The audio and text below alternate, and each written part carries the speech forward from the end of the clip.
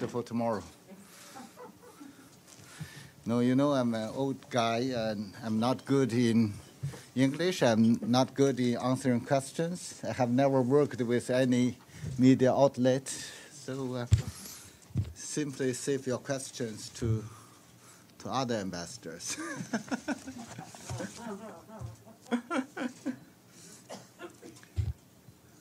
Shall we start? Yeah. Good afternoon, everyone. It's so happy to work with you again, both in person and online.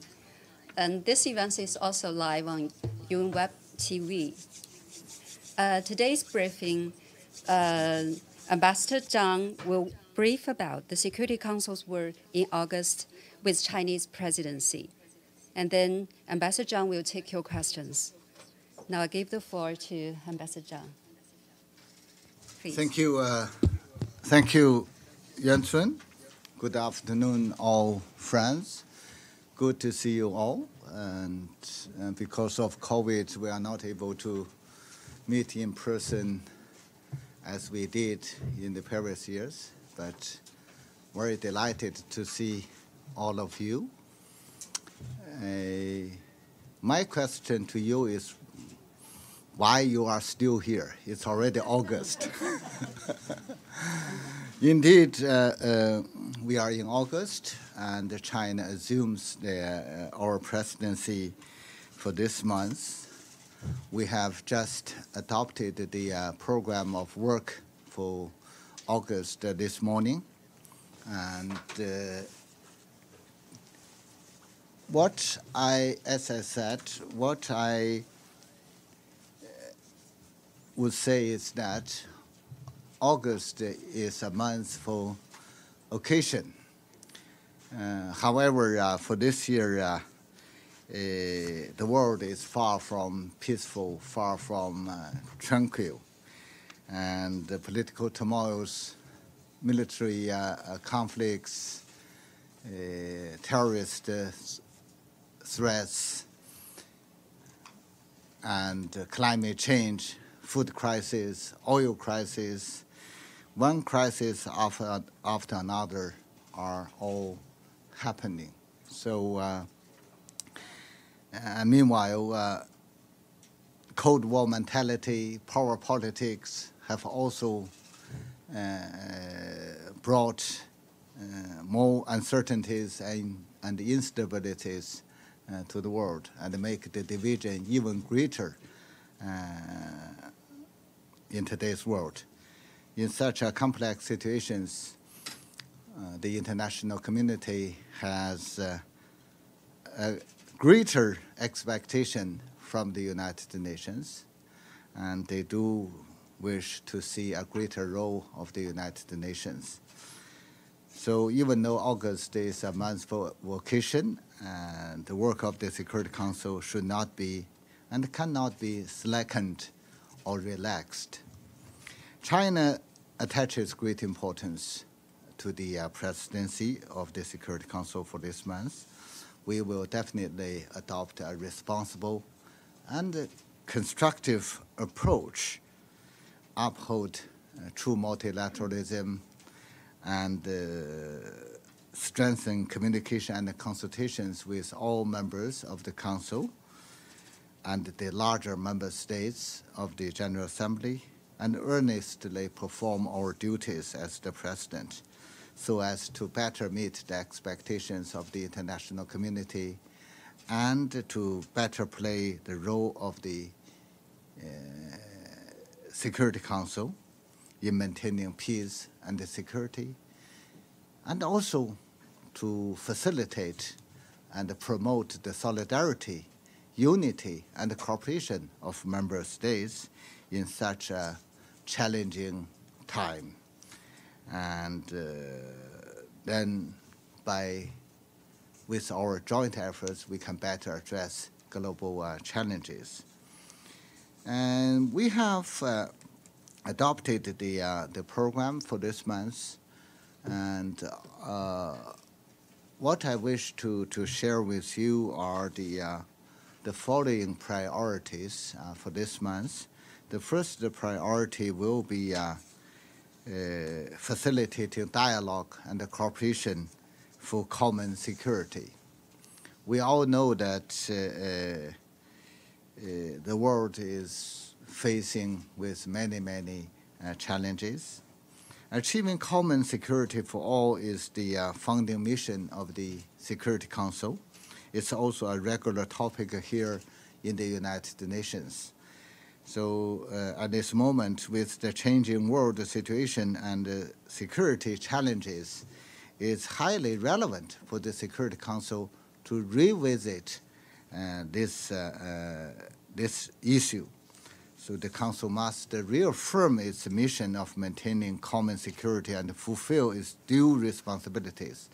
So therefore, China has proposed to hold a briefing on August the 22nd on the theme of maintenance of international peace and security, promote common security through dialogue and cooperation. Let me repeat, promote common security through dialogue and cooperation.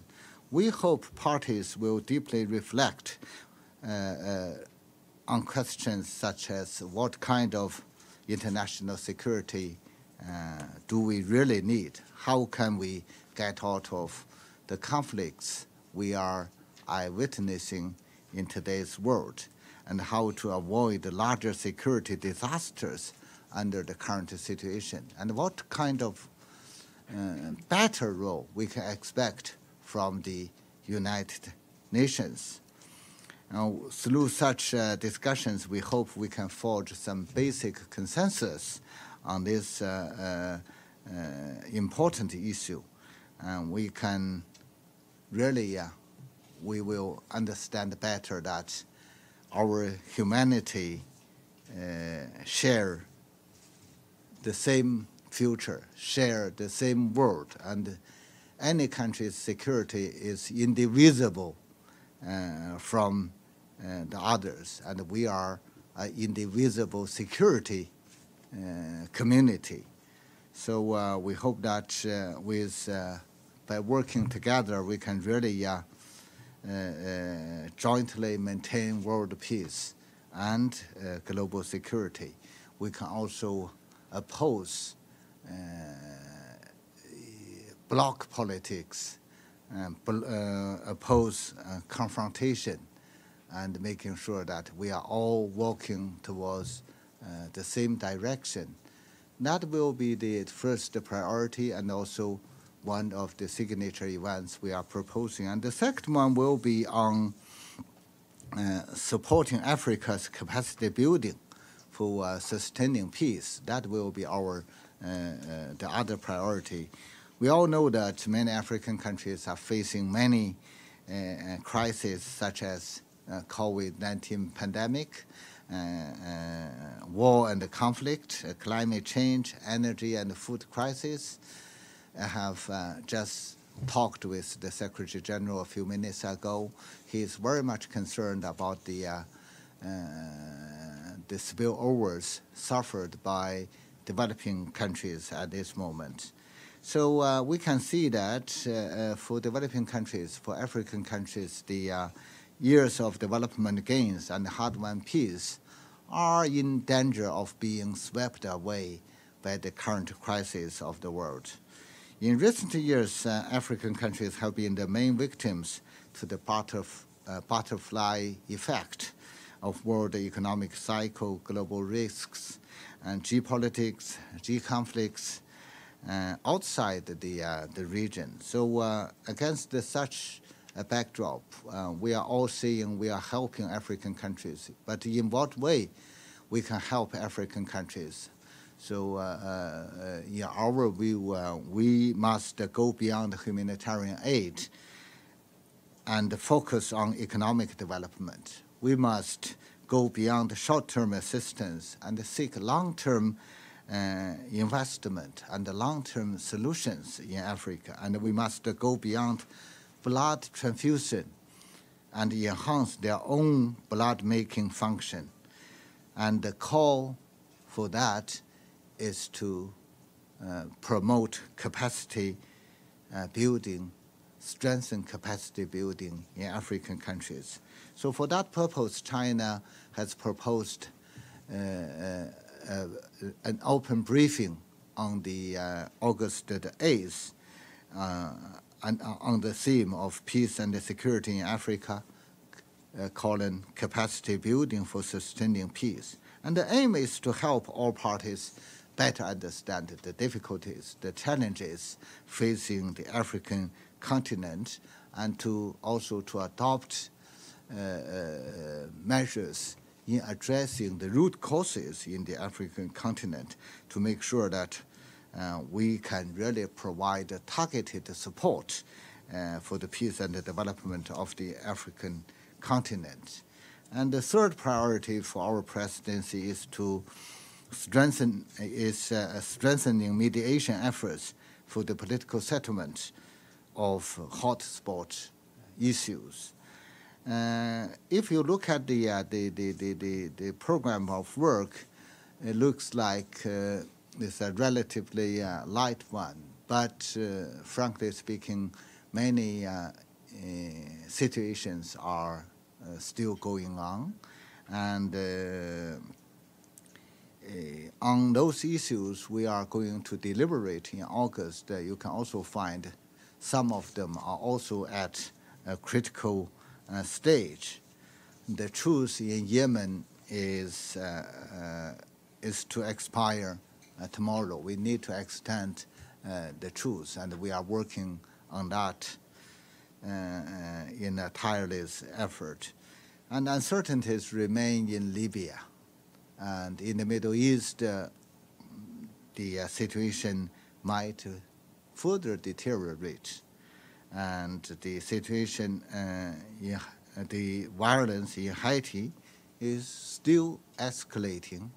And of course, the Ukraine crisis is still going on there.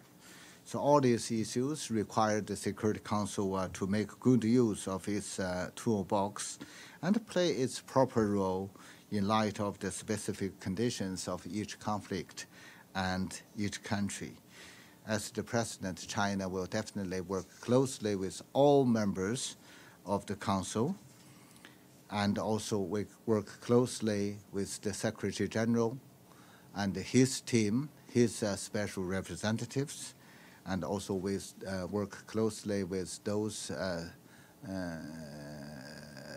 countries which are parties to various situations, and under the guidance, of course, of the UN Charter purposes and principles, and to seek political settlement of all the relevant disputes.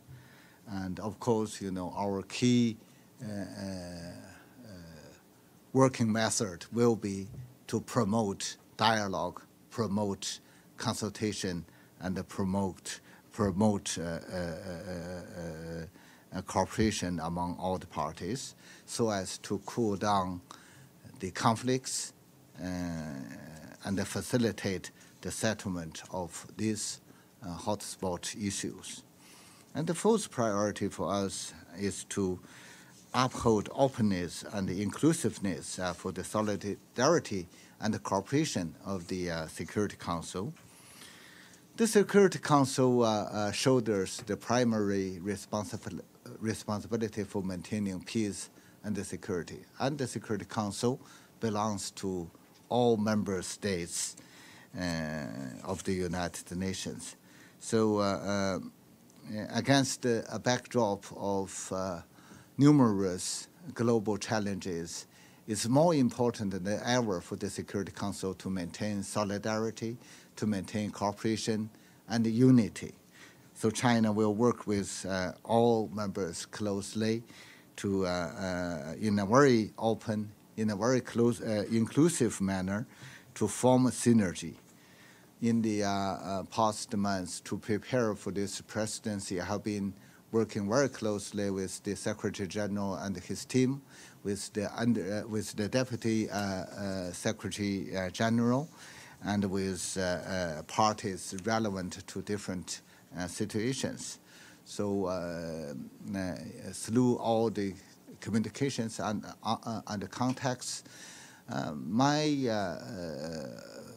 main goal is to listen to their views and to understand what are the difficulties, and then to seek advice how to facilitate the settlement of these issues. And we also call on Security Council members to work closely with each other to promote trust and to facilitate consultation and the cooperation among council members, so as to carry out the duty better of the Security Council.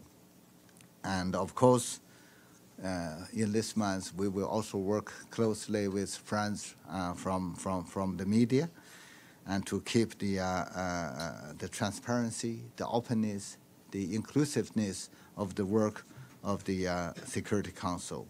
So let me assure you, the door of the office of the President will be always open to all colleagues and friends. And we definitely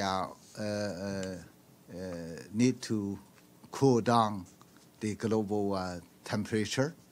As you have all seen, heat waves are sweeping across the northern hemisphere, and we are really feeling the impact of global warming or global heat.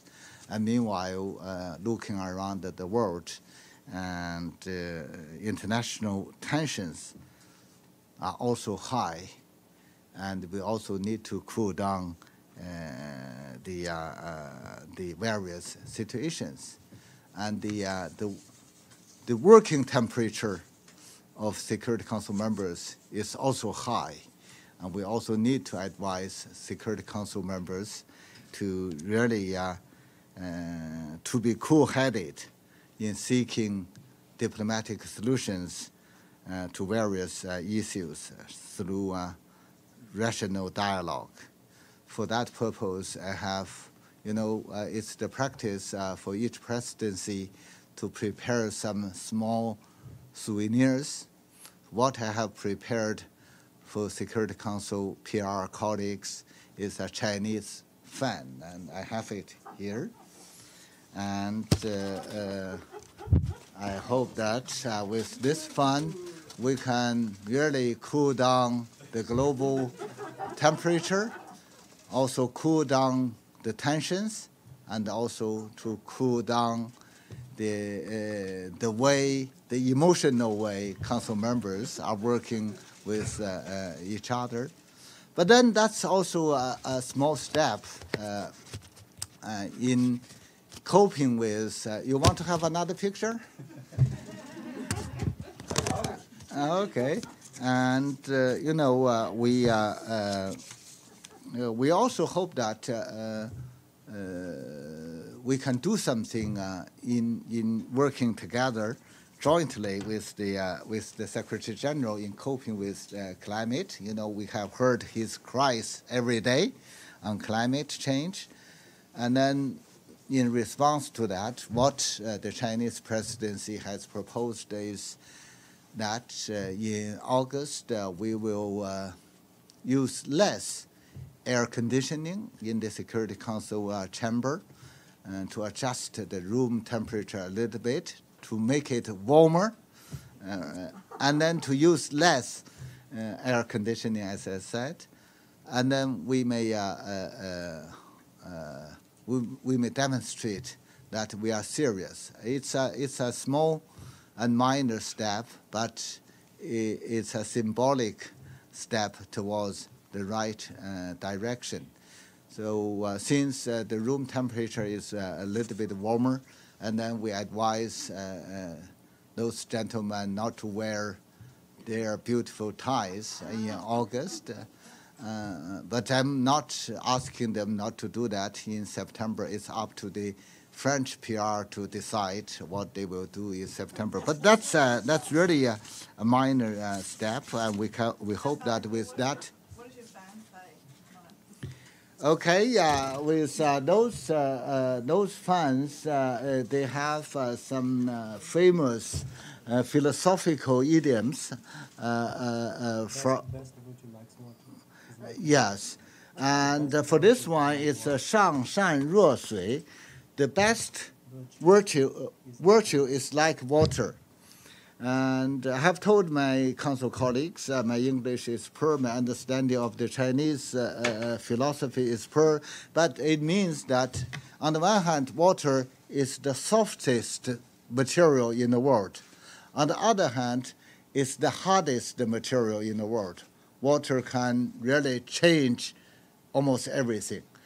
But then for a human being, for a person to build up your virtue, to build up your image, your mental strength, learning from the nature of water is our advice. So I don't know whether I have made you more confused or more clearer, but it's something from 2,000 years ago, from Lao Tzu, a very famous Chinese. No concern someone might use it to fan the flames? But you have the water. Fair enough. You have the water. Water can cool everything down.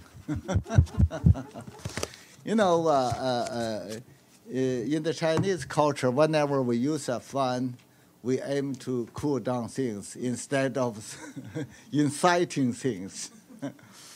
Let's understand it in a positive way, my dear Michelle. Okay, yeah, we sincerely hope that that's the goodwill from the presidency. We know that we are not that powerful to solve all the problems in 1 month's time, but we do wish to demonstrate our sincerity, to demonstrate our constructiveness through our work in this month. Hope that with our joint efforts, we can really see less tensions, see less conflicts, and really to make our world, to convey a positive message to the whole world, to make sure that our world is really a better place to live for all of us, since we are in a shared world with a shared future. That's my remarks concerning the introduction, and I know that you are not very much interested in that. You are only interested in your own questions. But I don't know what you will ask. Okay, back to you, Yuan-Sun. Thank you, Ambassador Zhang. And now it's the Q&A session. Your room temperature is also hot. A briefing is scheduled to 5 p.m., so please focus on Security Council affairs. And Edie, please. Thank you very much, Mr. Ambassador. On behalf of the United Nations Correspondents Association, you're always welcome here, and thank you for doing this briefing. I'd like to follow up on what you just said about the need to cool down the global temperature and global tensions. And I wondered if you would possibly have any comment on the White House saying today that they have no interest in increasing tensions with China and that they are not prepared to take the bait, as they call it, about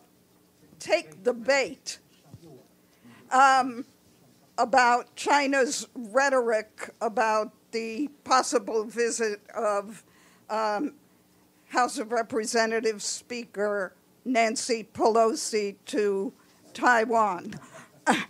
And on another issue that came up at the UN today,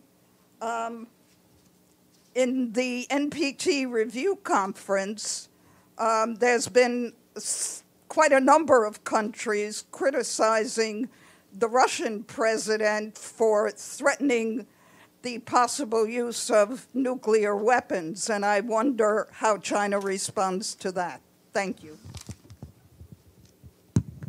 Well, your question really covers a lot of things, and let me start from your first question.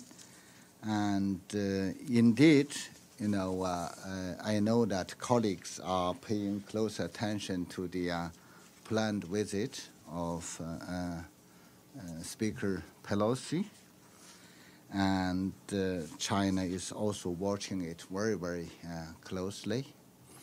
We all know very well that Taiwan is an inalienable part of China's territory, and the One China principle is a red line in China's relations with other countries.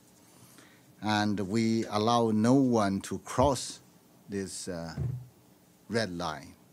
So we firmly oppose any separatist move toward Taiwan independence, and we are also firmly opposed to any interference in China's internal affairs by external forces, and we never allow any room for Taiwan independence. Concerning the planned visit of Speaker Pelosi, we have, China has repeatedly made our position very clear, and we have repeatedly expressed our serious concerns and firm opposition to such a visit. And as we see it, okay, is it from the White House? Okay. All from Pelosi? As we can see, such a visit is apparently very much dangerous, very much provocative. If the U.S. insists on on making the visit, China will take firm and strong measures to safeguard our national sovereignty and territorial integrity. Definitely, such a visit undermines the One China principle, undermines China's sovereignty and territorial integrity. It also undermines the peace and stability in the Taiwan Strait. So if such a visit happens, it will also undermine the relationship between China and the United States. So I'm sure the U.S. government understand that they have to bear all the consequences arising thereof. I noted that in his phone call with President Xi Jinping a few days ago, President Biden reiterated that the United States One China policy has not changed and will not change, and that the United States does not support Taiwan independence. So we urge the United States to honor their commitment, to honor their words, and earnestly follow the One China principle and also the Three China-U.S. joint communiques, and work with China to firmly oppose and contain Taiwan independence. Our position is firm. Our determination is firm. We will do whatever we can to defend our sovereignty and territorial integrity. And I hope the U.S. government officials understand that well.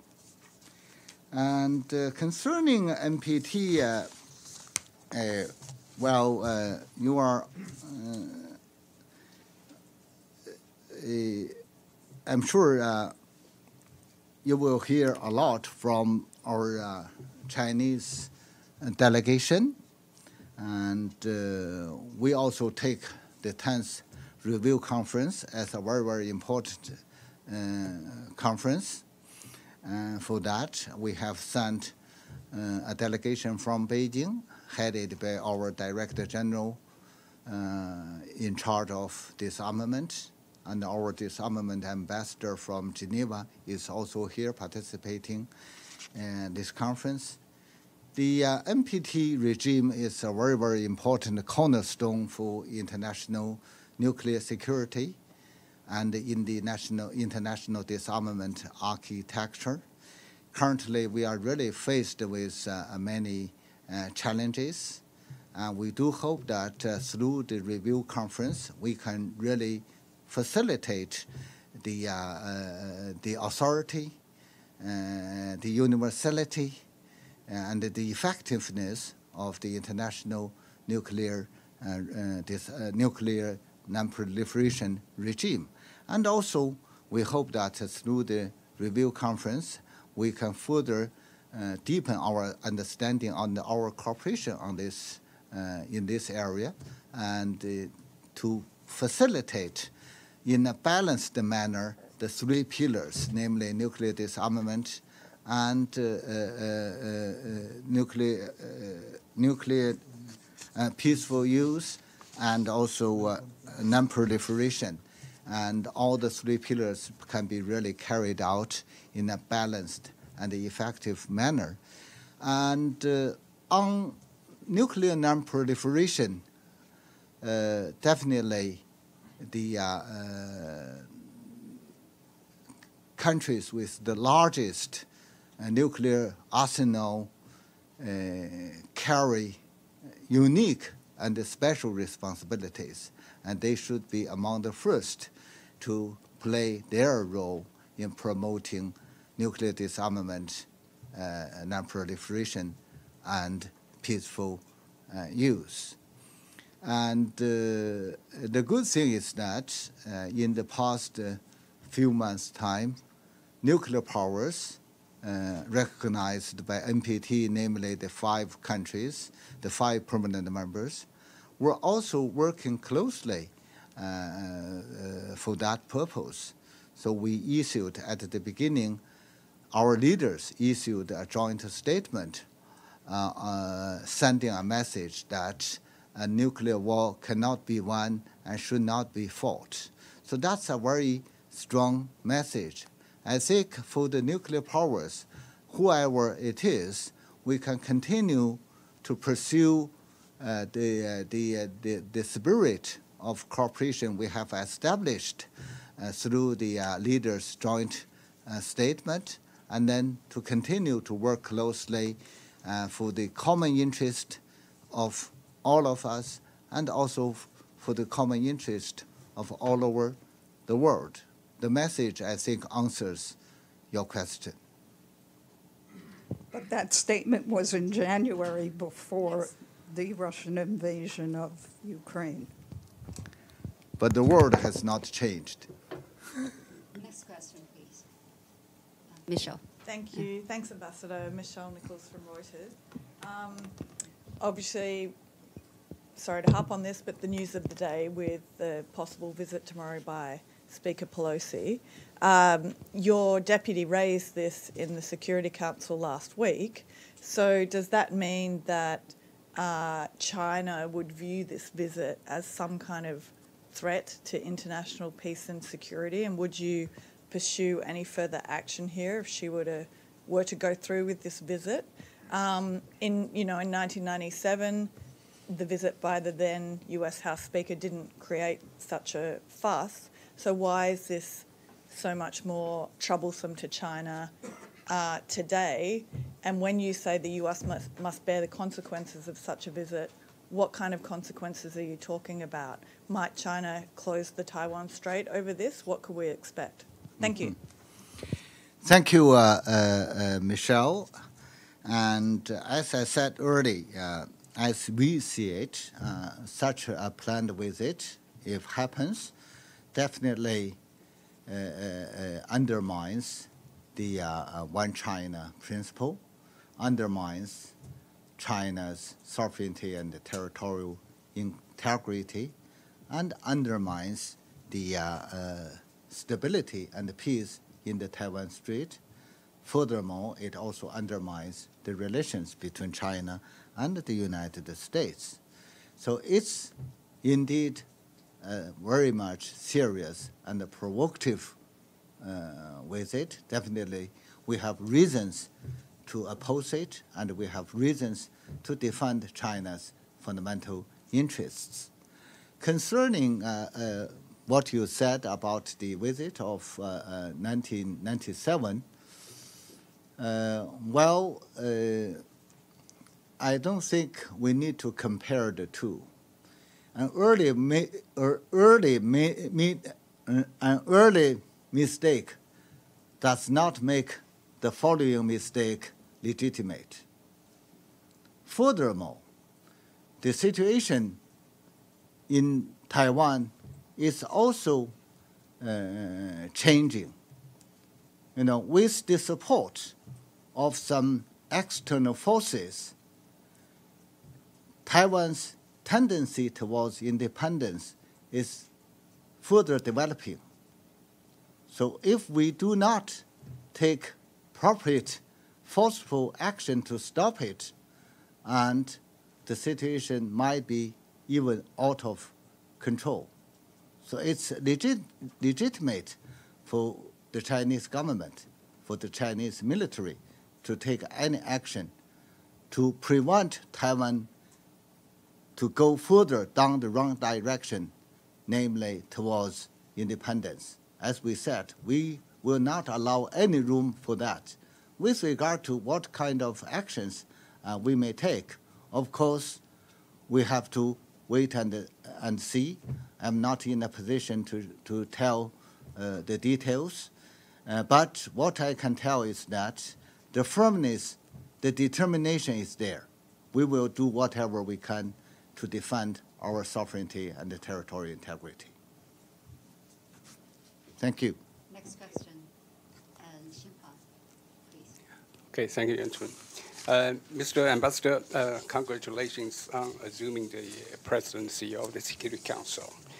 So, Mr. Ambassador, according to your introduction, one of the two signature events of this month focuses on achieving common security through dialogue and cooperation. So could you please tell us more details about the meeting and what is China's vision of achieving common security? Thank you. Mm-hmm. Thank you, Jiangang. Shall I answer your question in Chinese? As you like. Okay, thank you. I hope that, well, it is, you may do something in the future days and to provide the interpretation service for those non-English speakers. But anyway, thank you for your question. Yes, indeed. We do attach great importance to this signature event. And we do think this is a very much relevant event in today's world, since we are faced with multidimensional challenges around the world. There are many questions to be answered. So we need to reflect from the existing conflicts, crises, on what we may learn from this crisis, and then to answer what kind of security we do need in the coming days. For that purpose, we will invite the Secretary General to brief this event. He has agreed with that. We know that the Secretary General has presented his common agenda, and he's also preparing for his new agenda for peace.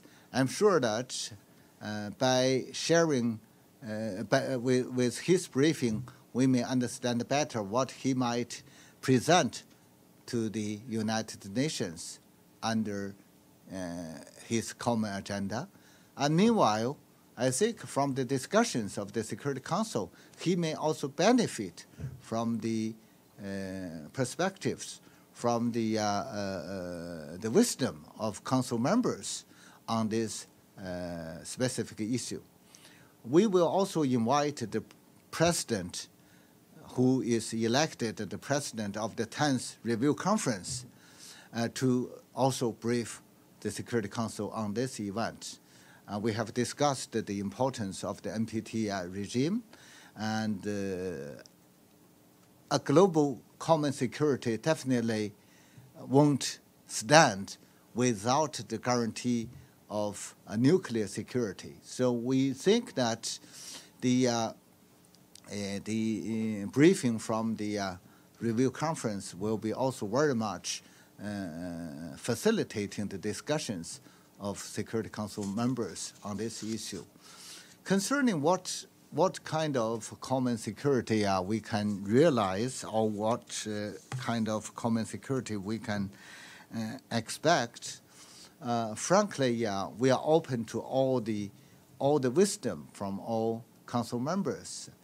But at this moment, I think the Global Security Initiative launched by President Xi Jinping is indeed a relevant one. He launched that initiative a few months ago in Hainan at the Boao Forum. And I think that initiative is a reflection of his thoughts in analyzing the current global situation and also addressing the existing challenges around the world. For me, I do believe that to pursue a common security, we should really understand better that we are living in a shared world with a shared future, and our security, or every country's security, is indivisible from each other. So we need to establish a shared common security community. Definitely, we also need to understand that we need to pursue a common, cooperative, and comprehensive and sustainable security for all. We need to establish a balanced, effective, and sustainable security structure over the world. Of course, to pursue common security, we need to pursue true multilateralism, respect the purposes and the principles of the UN Charter, to seek political settlement of disputes around the world, and through dialogues and through consultations. I think what's also important is that in a divided world, we need to work more closely with each other to have better cooperation among different countries. And then also we need to oppose the Cold War mentality, to oppose bloc politics, to oppose hegemonism and double standards. So we are mainly open to all the questions, but what we do want to have is to invite thoughts and ideas. And of course, for a common security, we also need to address traditional security challenges with, together with non-traditional challenges in a more holistic way, in a more integrated way, so as to make sure that we are able to address the new challenges ahead of us. So that's more or less we wish to see.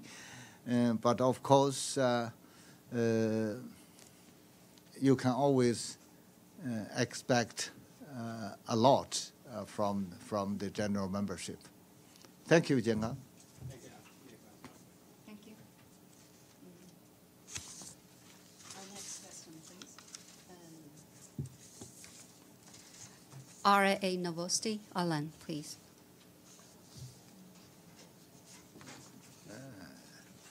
We need I'm to sorry. give Pamela a chance. Shall I or first? Okay. Okay, please go ahead. Thank you, Ambassador Riano Stelambo. We have to keep gender balance. Equality, I agree. Today, State Secretary Blinken said that among the AUKUS partnership, those submarines that are supposed to be given to Australia, they will be they will have a nuclear power plants, nuclear engines, but they won't be nuclear armed submarines. So I wonder what's your opinion regarding that, because he said that those submarines will comply with the highest standards of the non-proliferation. Do you share this opinion? Are you agree with that? Thank you. Mm-hmm. We have, thank you for your question. We have heard some explanations from our American, British, and Australian friends, but frankly, those explanations are not sufficient enough. China, together with other regional countries, all have serious concerns about the AUKUS cooperation project. It's very clear that U.S. and UK are nuclear powers, and Australia is not a nuclear state. And this is a nuclear project, and it's relating to the transfer of high enriched uranium and other nuclear materials.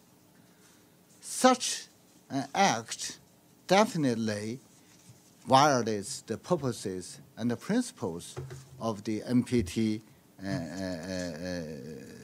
treaty, and it will really bring nuclear proliferation risks in the region. Definitely, it will really bring concerns to the regional peace and the stability. It may also lead to some new armed race in the region. Furthermore, we have heard a lot from U.S., UK about their position on nuclear non-proliferation. They hold a very strong position on the Iranian nuclear issue. They hold a very strong position on the DPRK nuclear issue. But here, on this AUKUS project, they say nothing is happening. That's purely double standard, and that's not the case. You know, various countries have expressed their concerns, and the IAEA Executive Conference has made this issue and one of their agenda items. So they will give continuing discussions on this serious issue. I hope that the relevant parties will really stop their such double standard practice and to respond seriously to the concerns of the international community. Thank you. Pamela, please. Well, thank you very much for giving me a question, Ambassador. I hope your question is a very friendly one. Well, it may be a tough one, but we have heard, it's Pamela Falk from CBS News, you know that, and thank you for the question. And we're looking forward to the month. The question is, we have heard you speak many times to us about the UN and international sanctions on the DPRK, on North Korea. We heard from Secretary Blinken today say that North Korea is poised to have a 7th nuclear test in violation, of course, of its commitments. Mm-hmm. Apart from sanctions, what do you think is the best way to get North Korea back on track? Okay.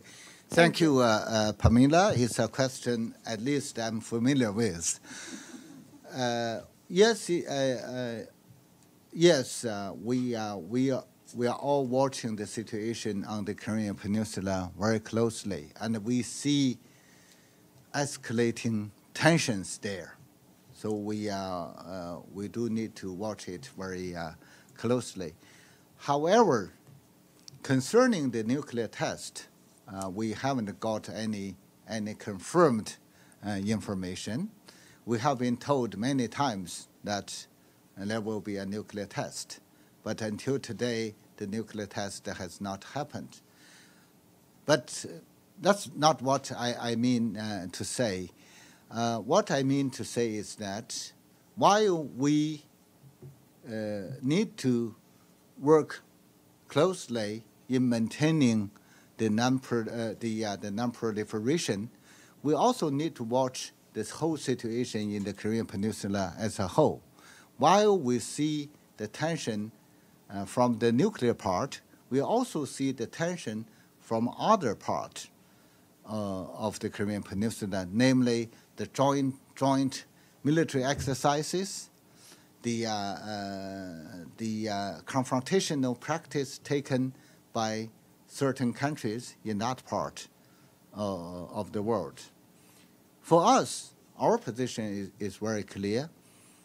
Definitely, we firmly uphold the peace and the security in the Korean Peninsula.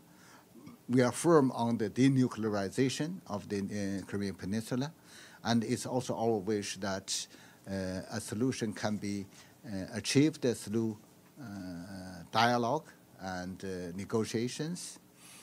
And we, in the past few years' time, we do have seen positive responses and actions taken by DPRK.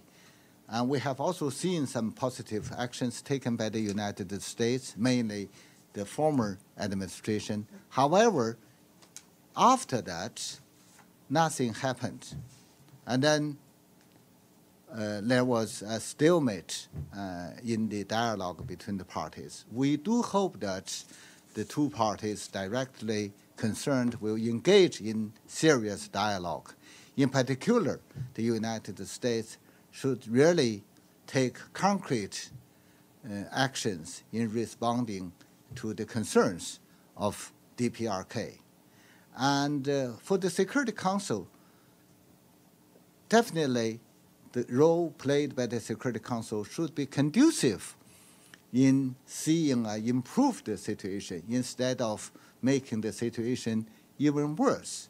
So that on that, for China, we do not think additional sanctions will bring the situation to anywhere. Instead, it will further deteriorate the tension among the parties. So that's why we are not in favor of having additional sanctions.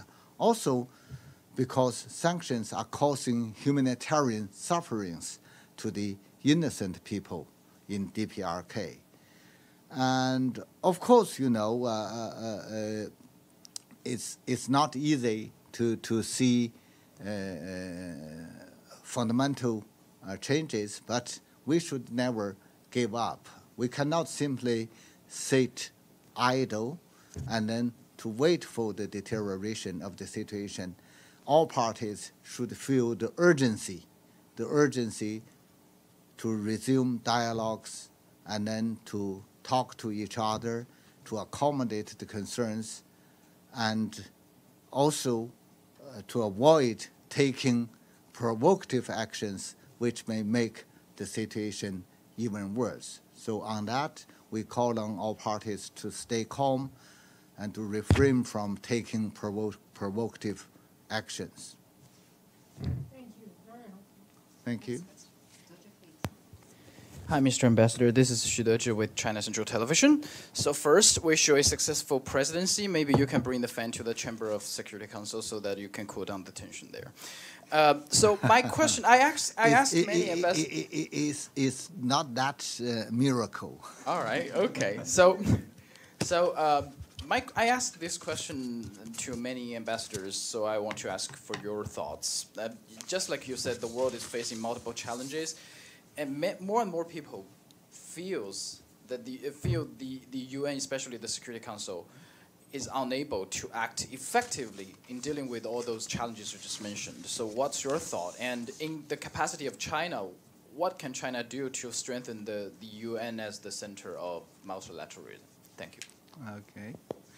Well, I share your sentiment that some people are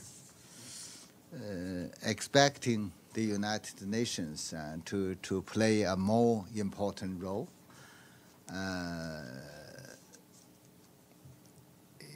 However, the United Nations does not exist in vacuum. It needs the support of its member states.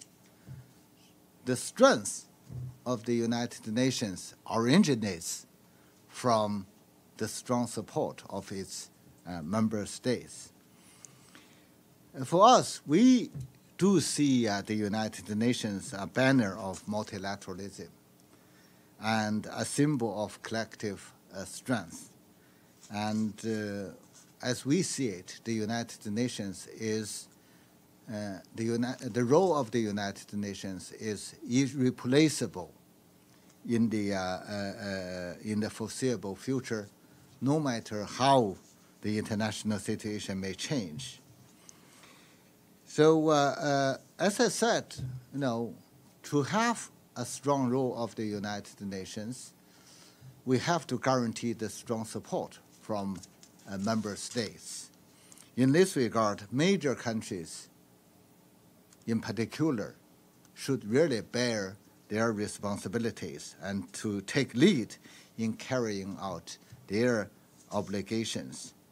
And for China, definitely, we are always a strong supporter of the United Nations.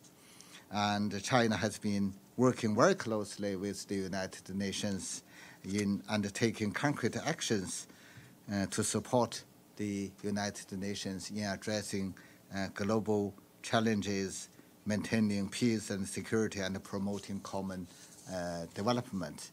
China is committed in practicing multilateralism, and we have heard a lot about multilateralism. By saying real and true multilateralism, we mean an international system centered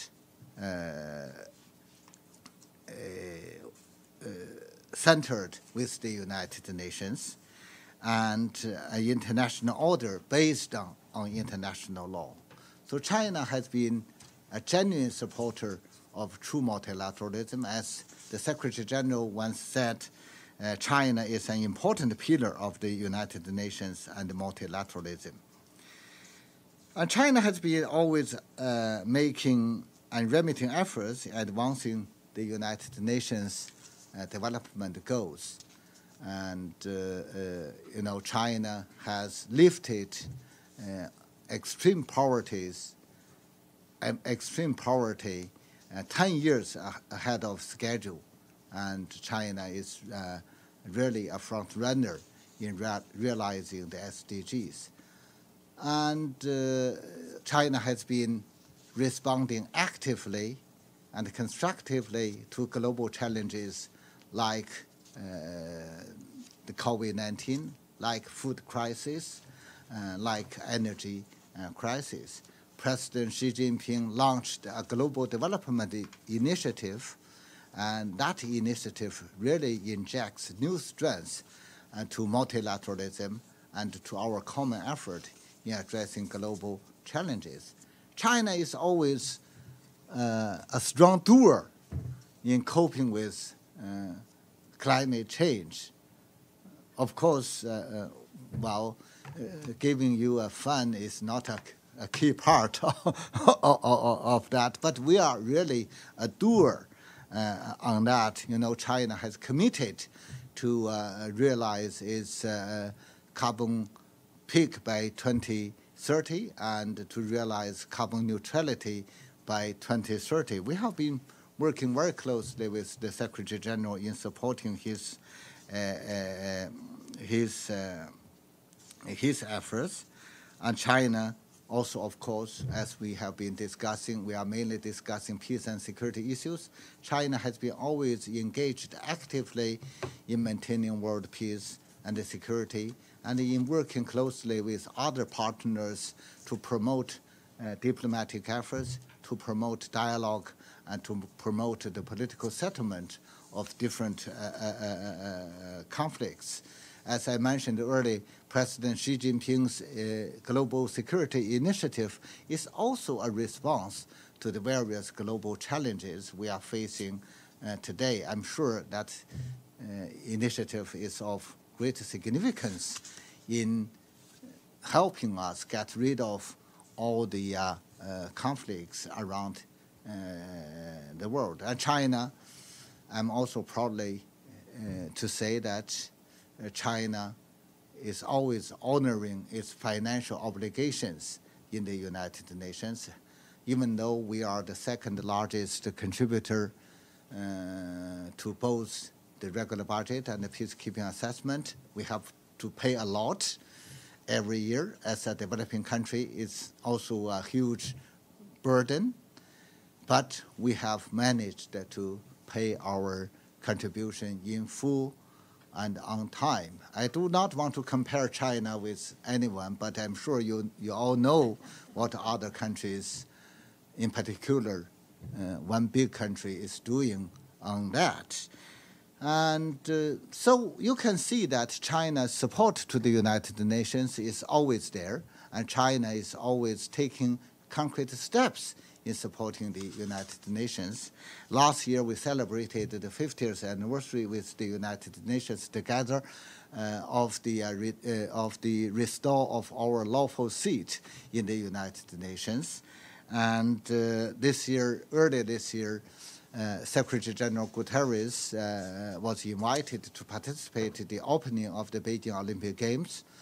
And he met with President Xi Jinping, and the two reached a lot of common understandings on issues relating how to address the global challenges of today's world. I'm sure you all know that in a few months' time, the 20th National Congress of the Communist Party of China will be held in China.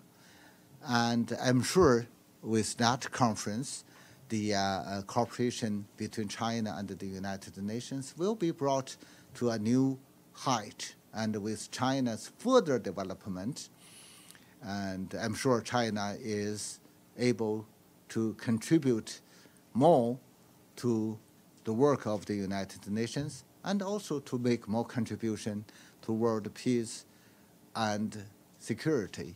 We hope that with our joint efforts, with the support of all countries, we can really make the United Nations to play a more stronger role in addressing all the problems ahead of us. We cannot simply ask the UN to play a big role and then we do not give our support to the UN. We cannot simply to practice double standard while the UN is in our interest and then we support the UN, while the UN and its agencies are not in our interest and then we withdraw from the UN and its agencies. That's not true multilateralism. Thank you. Thank you. We've already run out of our time, actually. Ambassador, shall we take one more or two more questions? We've always got more questions.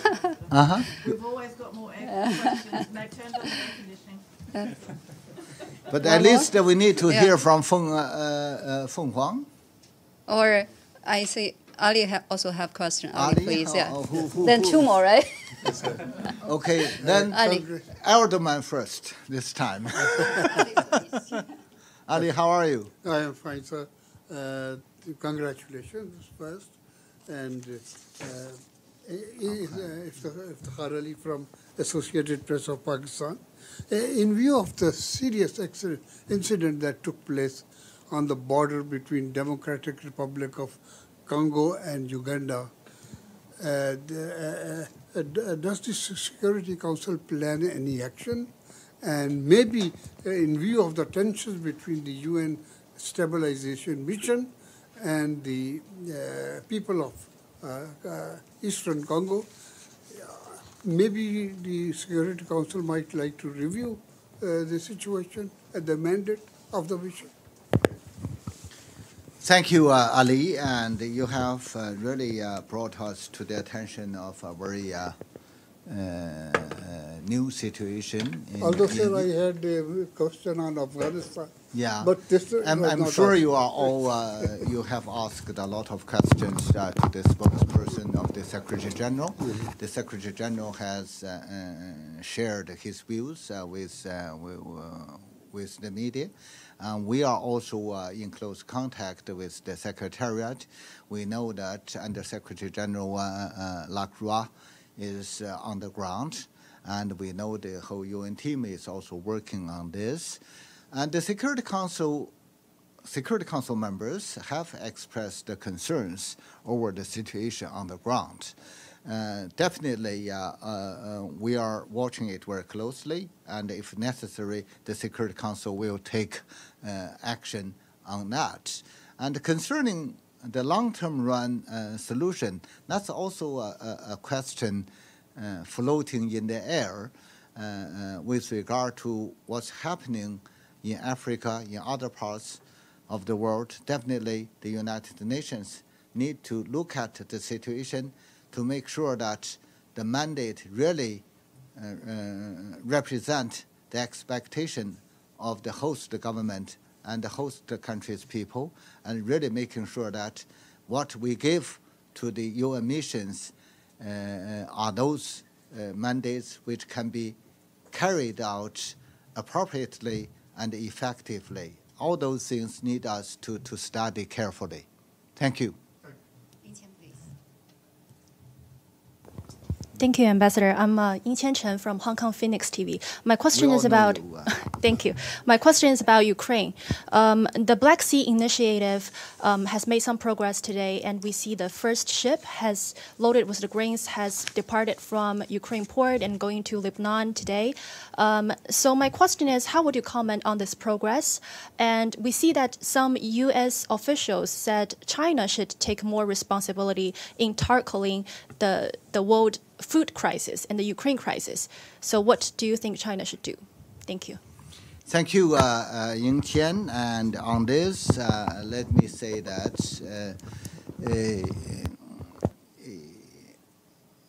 either as a Security Council member or a representative of China, we highly appreciate the efforts made by the Secretary General and his team in brokering this Black Sea Green Initiative.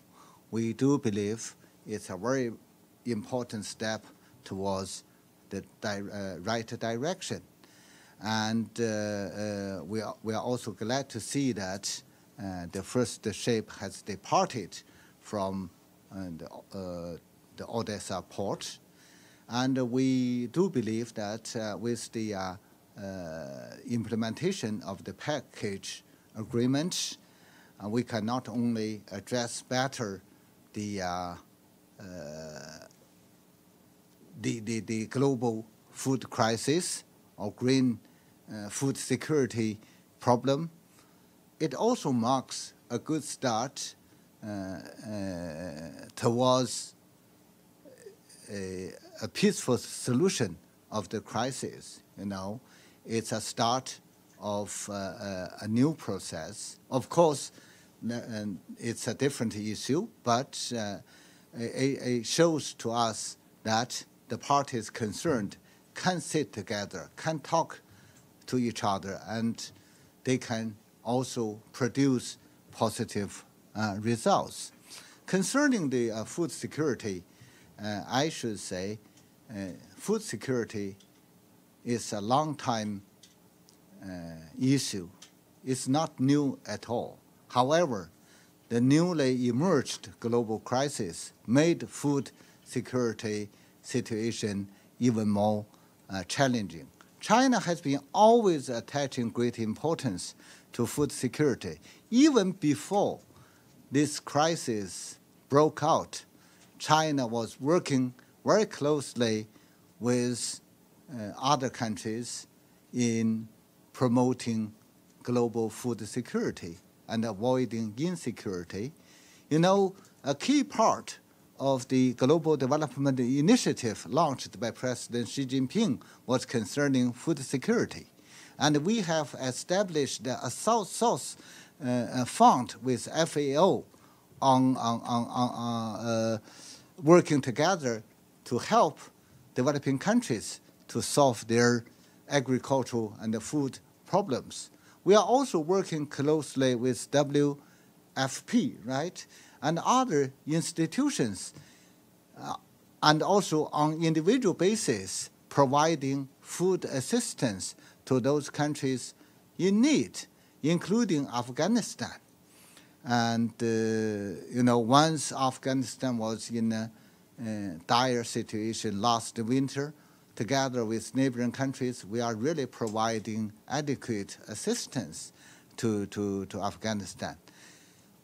After the crisis, we have been also watching very closely on the food security situation.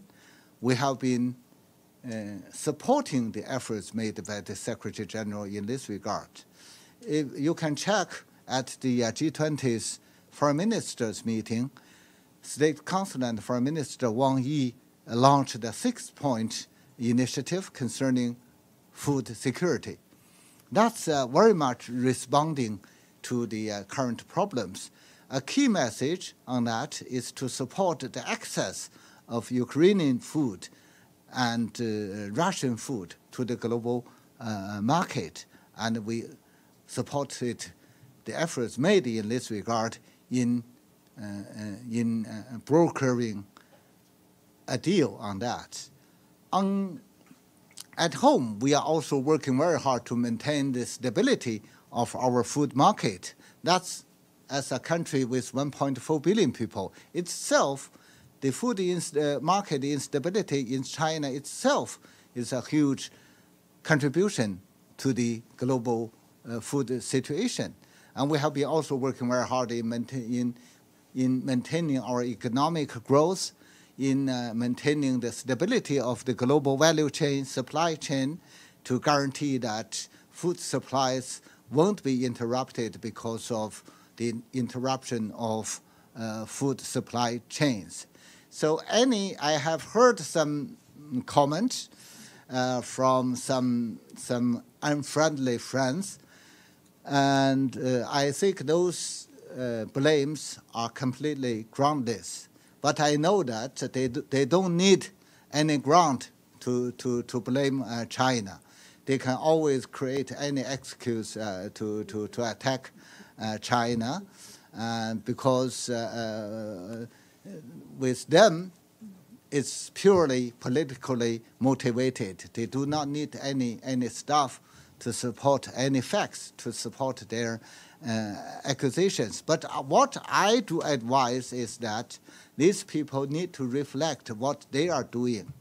You know, look at who are in control of the largest global food companies in the world, who are manipulating the global food market. If all those companies, all those relevant governments are sincere in tackling this problem, we would have already solved all the problems. Thank you. Thank you. Thank you for joining us. And we will keep you alerted about the daily schedule, both through email us and also our Twitter account. Thank you. Yeah, thank you, Ambassador Zhang. Yeah. Thank you. You have no more questions? Shall I go to your office? We hope to see you at the stakeout regularly. Yeah. Of course. Because we have lots more questions. Okay. Thank you very much. Thank you. Thank you so much. Okay.